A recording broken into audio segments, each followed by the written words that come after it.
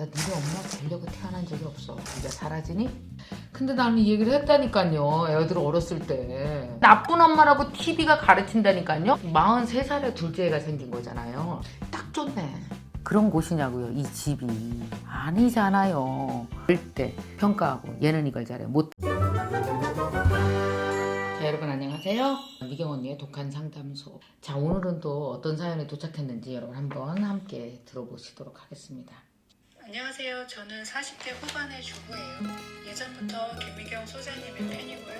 언젠가 소장님처럼 많은 사람들에게 삶의 희망을 주는 그런 훌륭한 강사가 되고 싶어서 열심히 노력하고 있답니다. 그래서 작년부터 유튜브 대학에도 등록하고 책도 열심히 읽고 영상도 보고 그렇게 쫓아가고 있는데 사실 생각처럼 쉽지가 않네요. 예전에 시간만 나면 읽던 것이 책이었는데 요즘은 한 달에 한 권 읽기도 벅차요. 제가 원래부터 이렇게 게으른 타입은 아니었답니다. 아니 오히려 몇 년 전까지만 해도 뭐라도 배우기 시작하면 쉽게 포기하지 않고 배우는 스타일에 가까웠죠. 지방에서 상업고등학교를 졸업하고 도시로 올라와 직장생활을 하면서 야간대학까지 다닐 정도로 열심히 살았고요. 이후 결혼생활 20년 동안에 한식 자격증도 따고 옷 만드는 양재까지 배웠어요. 그런데 43세란 늦은 나이에 갑자기 둘째가 생기게 되면서 제 인생이 몇 년 전부터 확 하고 달라져 버렸어요.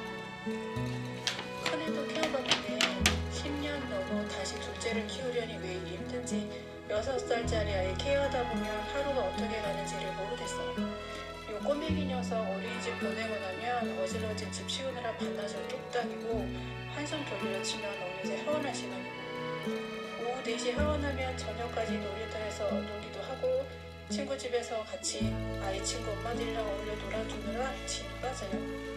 심지어 그 엄마들이랑 제가 말이나 통하나요? 저보다 10살은 좋게 어린 애들인데 같이 있으면 좋을 때도 있지만 가끔은 내가 여기서 뭐하고 있나 자존감이 팍팍 낮아지곤 합니다. 저 둘째가 생기기 전엔 원래 대학원에도 다니고 있었거든요. 저 앞으로 하고 싶은 일도 많고 돈도 많이 벌고 싶고 이렇게 아이 때문에 뒤늦게 발목이 묶이려니 속이 답답해요. 소장님은 저처럼 늦둥이도 낳아보셨다면서요? 이럴 땐 어떻게 하셨나요? 아이고 그렇구나. 그냥 같이 큰다고 생각하면 안 되나요? 애들이랑 나랑? 저는요 애들한테 얘기하거든요. 나 일단 니네 엄마 아니고 김미경이야. 잘 몰랐지? 나 니네 엄마 되려고 태어난 적이 없어. 난 나로 살려고 태어나다가 그리고 결혼했고 엄마가 된 거야. 지금은 내가 엄마의 역할을 해야 되는데 그럼 엄마 역할을 할 땐 김미경이 사라지니? 니네 자식 노릇할 때 네가 사라지니? 너 내 자식이면서 너로 살고 싶어 하잖아. 그치? 난 니네 엄마이면서 나로 살고 싶은데 엄마는 역할이고 나는 김미경이야. 자식은 너의 역할이고 또한 너 자신이야. 사람은 내가 살고 싶은 모든 정체성으로 다 살아나갈 수 있어야 돼. 이 얘기를 애들한테 하면 참 이해를 못 하더라고요. 너무 어려서 그런지 애기 때 뭐 알아지 내가. 근데 나는 이 얘기를 했다니까요. 애들 어렸을 때. 왜냐하면 내가 어떤 엄마로 살고 싶은지 나랑 같이 사는 애가 내 행동을 조절하고 내가 어떤 엄마로 살길 원하고 나에게 죄책감을 주기도 하니까 아니, 세상 모든 사람 이해할 게 뭐 있어요. 내 새끼 2명만 이해하면 될 거 아니에요.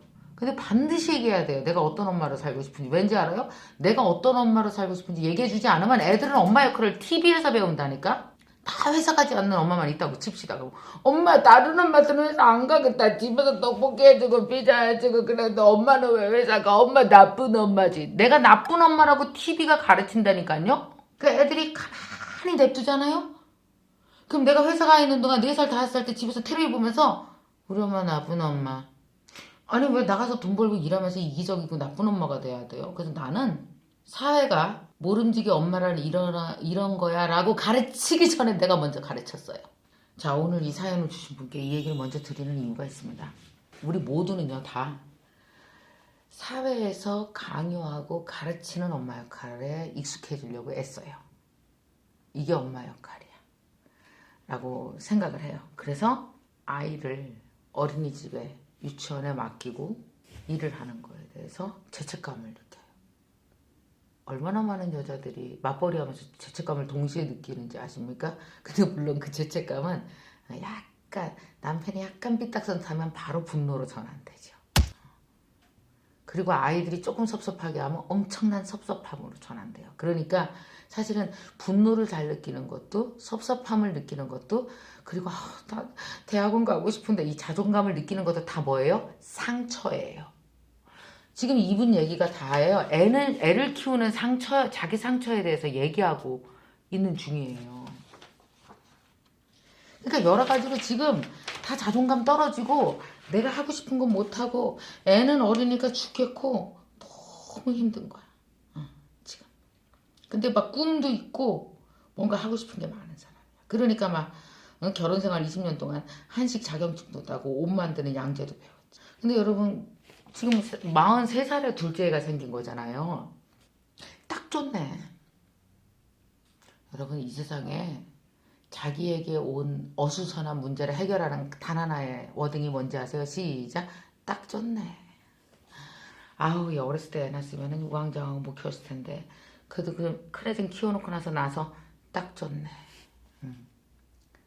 야, 55세쯤 돼서 다시 공부할 수 있게 돼서 딱 좋네.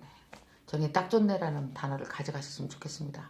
43세 아이를 낳았다는 건 벌써 아이가 지금 5살, 6살이면 이제 50을 향해서 가고 있잖아요. 얼마나 여유 있고, 얼마나 자애롭고, 얼마나 아이의 이게 경쟁력 갖고 싸우지 않고, 진짜 내 아이를 원하는 편안한 여유 있는 마음으로 아이를 기르시겠어요.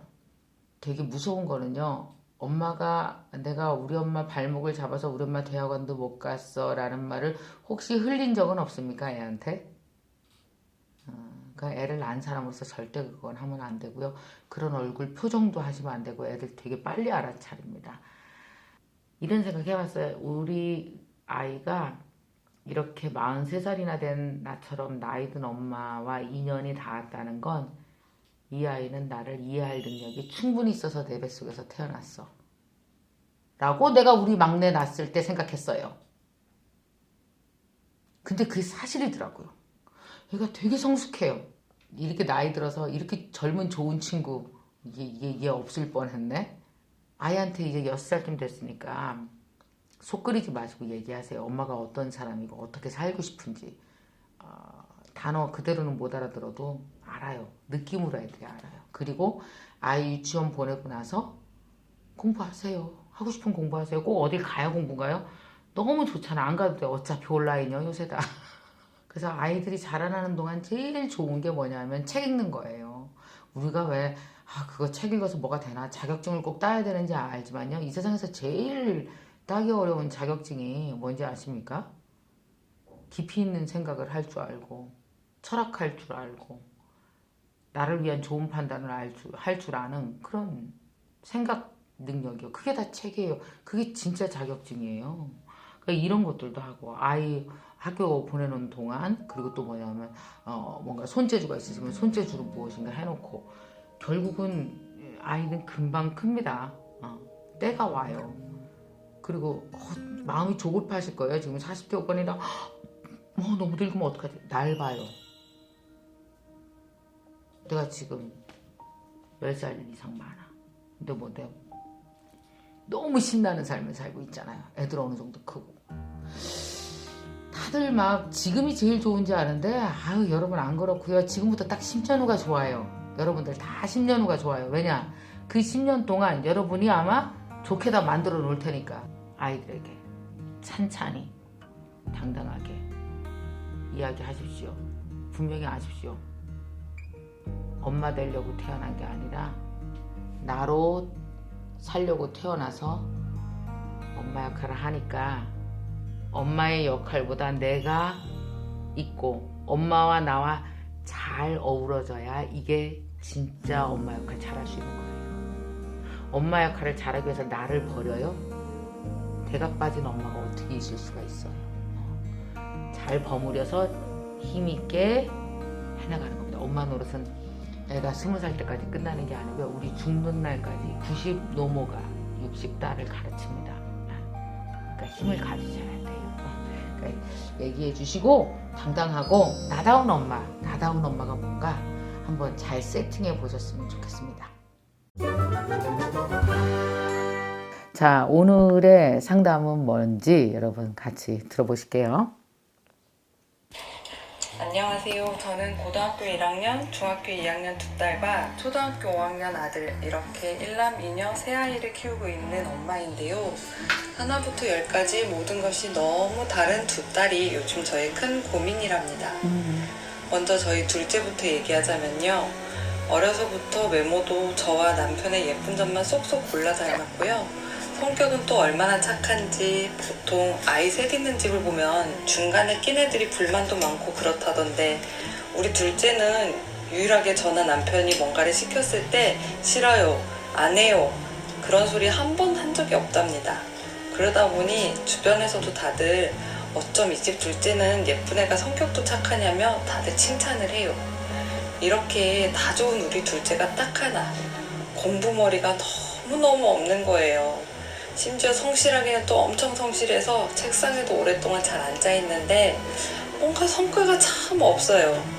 근데 이런 반면 저희 첫째는요, 저희 부부 속 뒤집는 재주를 타고났달까요? 뭐를 시켜서 한 번에 말 듣는 꼴을 못 보고요. 같은 내 자식이지만 첫째랍시고 동생들 시키고 함부로 하는 거 보면 뭐 저런 게 있나 싶을 정도로 너무 얄미워요. 성적은 늘 상위권을 유지해요. 대체 제가 한 배로 낳은 두 딸이 왜 이렇게 다른 건지, 특히 지연이 공부 잘하는 거 보면서 부모 눈치 보는 둘째를 보면 왜 이렇게 짠할까요? 어쩔 땐 아예 공부를 포기시켜야 하나 싶답니다. 이럴 땐 엄마로서 어떻게 해야 현명한 엄마가 되는 걸까요? 먼저 한번 얘기해 볼게요. 첫 번째, 한 뱃속으로 낳는데 왜 이렇게 다를까요? 다 다르죠. 왜냐하면 원리적으로 봤을 때는요, 인간은 부모로부터 육체를 빌려서 이 세상에 옵니다. 그래서 되게 고마운 거예요. 그죠? 각자 다른 애들이 부모의 육체를 빌려 나왔죠. 근데 여러분 어떻습니까? 우리가 굳이 낀 거 맞추려고 해서 그렇지, 집안 식구 엄마 아빠 애 다 같이 모여 있으면 똑같은 사람이 한 사람이나 있겠어요?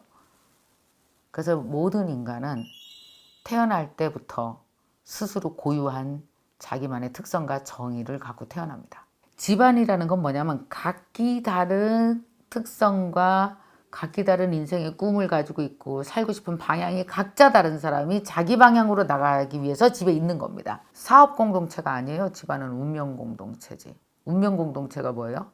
힘들었을 때 와서 아무 이유 없이 쉴 수 있는 곳이 운명 공동체라는 거 아닙니까? 서로 도와주고. 둘째가 공부를 너무 못해. 여러분 생각해 보세요. 느낌이 안 와요? 얘 되게 괜찮은 애 될 거라는 거. 20년간 이 아이가 무엇인가 사회에 기여할 수 있고 사회에 도움을 줄 수 있고 그 도움을 받는 수고비를 받는 걸 우리가 월급이라고 하잖아요. 그게 무엇이 있을지 충분히 격려받고 충분히 사랑받고 충분히 인정받으면서 커야 사회에 나갈 수 있어요. 그러니까 사회에 나가는 힘은 집안에서의 격려와 인정이에요. 그게 다예요. 그래야 나갈 수 있어요, 바깥에. 그러니까 뭐냐면 공부로 암기로 무엇인가 성과를 내야 되는 그런 곳이냐고요, 이 집이. 아니잖아요. 여러분 세상에 직업이 뭔지 얼마나 많은지 아세요? 암기 잘하고 공부 잘해서 택할 수 있는 직업이 한 15%라면 나머지 85%는요. 상상하고 스스로 세상에 기여할 수 있는 부분을 찾아내는 창의성, 그 다음에 그것을 끌어나갈 수 있는 나다운 세상에 대한 사랑, 성실 막 이런 것들로 만들어낸 직업이 85%예요. 나는 우리 아이들이 그런 식의 어떤 사회가 이미 정해놓은 여기가 탑이야, 여기 올라오면 인정해 줄게, 그런 식의 논리에 희생당하지 않아야 되는 삶이라고 생각해요. 저는 그렇게 생각해요. 내 보기에 둘째 너무너무 착하죠. 착하다는 게 뭔지 아십니까? 감성지수가 되게 뛰어나다는 거예요. 사람의 마음이 뭔지 안다라는 거예요. 감성에 대한 그 능력과 지수가 되게 크다는 거. 첫째 아이는 감성, 사람의 마음을 파악하고 반응하고 하는 거에 대해서 뭐예요? 좀 닫혀 있는 거죠. 다른 게 열려 있는 거고요. 다른 게 공부 잘하는 게 열려 있고요. 그 아이의 그 열린 마음으로 하고 싶은 걸 잘 할 수 있도록 도와주세요. 자기 나름대로 사랑받고 성장할 수 있게 하는 게 집안의 목표예요. 그리고 첫째 아이는요, 이것도 걱정 너무 하지 말아요. 이런 어떤 성품들이 되게 약간은 이기적으로 자기에게 몰입하는 성격 때문에 얘는 그런 관련 직업을 잘할 거예요, 또. 그러나 반드시 나중에 알려줘야 될 것들은 네 직업으로 사회에 나가서 얼마나 사람들에게 도움 주는 일을 할 수 있느냐. 사실 다 그래요. 제 강의도 사람들에게 도움을 주는 거에 대한 대가를 받는 중입니다. 강의로서. 공부하고 연구하고 말하고요. 그걸 더 나답게 잘하기 위해서 그 나다움 자체에 대해서 집중적으로 칭찬받고 격려받고 인정받고 그 가능성에 대해서 아이들이 자신감을 가져야 된다면 그거는 집에서 이미 다 끝나는 일입니다. 애는 문제가 없고 내가 문제다 이렇게 생각하시면 문제가 풀릴 것 같습니다. 첫 번째, 우리 애들은 나를 닮았을 거야. 누구 닮아서 저래. 이런 얘기 하지 말아요. 고유한 존재입니다. 그래서 나는 20년간 그 아이들의 특성을 잘 보면서 도와준다 생각해야 되고 절대 평가하고 얘는 이걸 잘해 못해. 그래서 애가 집안에서 열등감 속에 자라게 하면 안 돼요. 그러니까 집안에서 가졌던 감정을 똑같이 애들은 사회에 나가서 그 감정으로 사회를 대합니다. 사람이 감정이 홀딱홀딱 바뀌지가 않거든요. 마지막으로 이 말씀 드릴게요. 집은 문제 해결을 하는 곳이 아니고 아이의 문제를 해결하는 곳이 아니고 아이의 작은 장점이라도 있다면 그것을 인정해주고 스스로 그거 갖고 세상에 나갈 수 있도록 충분히 인큐베이팅하면서 도와주는 곳이다. 이렇게 생각하시면은 엄마의 역할이 어렵지도 않아요. 그렇게 생각하면 어렵지도 않아요. 그래서 걱정하지 마시고 아이와 함께 밥 잘 먹고 재밌게 얘기하고 각각의 아이들에게 사랑을 듬뿍 주고 인정 많이 주면서 하시면 집안 저절로 잘 될 겁니다. 걱정하지 마세요.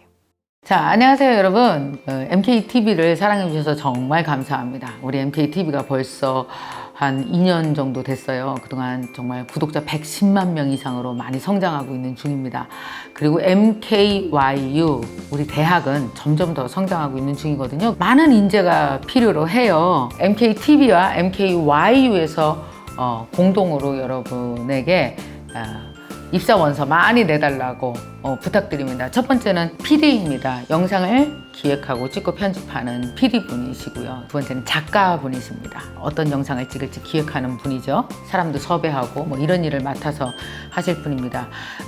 그리고 MKYU에서는요, 어플리케이션을 개발하실 분입니다. 요즘은 사실은 개발자분들을 찾기가 되게 어려운데 MKYU에 와서, 이 성장하는 회사에 와서 우리 김미경 대표와 함께 내가 이 회사를 키워보겠다 하시는 분들은 많이 지원해 주시기 바랍니다. 그리고 또 웹 디자이너도 저희가 함께 모시고 싶습니다. 그래서 여러분 디자이너 분들도 많이 응모를 해주시고요. 세 번째는 마케터입니다. 디지털 마케터요. SNS도 그렇고 GA 같은 거요. 구글 애널리스트 같은 걸 좀 보고 같이 우리와 공부하면서 해나갔으면 좋겠어요. 자, MKTV와 MKY는 이렇게 인재를 모시고 싶습니다. 그러니까 여러분, 저희 이 성장하는 디지털 미디어 회사인 MKTV와 MKYU 관심 많이 가져주시고요. 여러분 많이 지원해 주시기 바랍니다.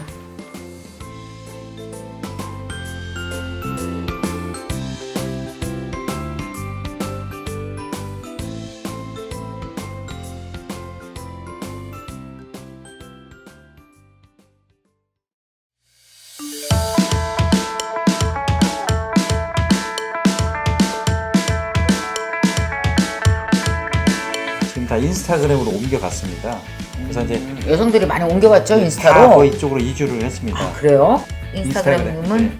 할 줄 알아야지 마케팅이 된다. 업종 불문 어떤 것든 다 개인을 홍보하려고 할 때도